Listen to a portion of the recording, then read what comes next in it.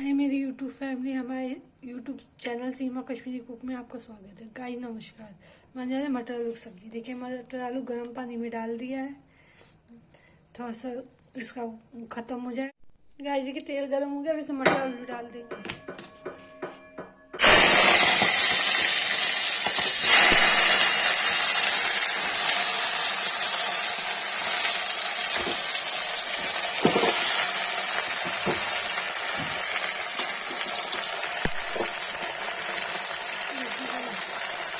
डाल दिया, अब इसमें नमक डाल के चला देंगे। गाइस देखिए भूंज रहा है, ये भूंज जाएगा तब जाके इसमें लाल मिर्च हल्दी डालेंगे।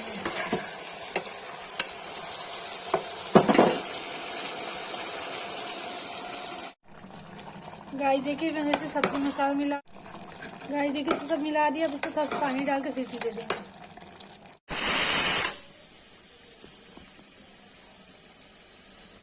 गाइस देखिए मटर आलू की सब्जी बन गई, जिसको ये रेसिपी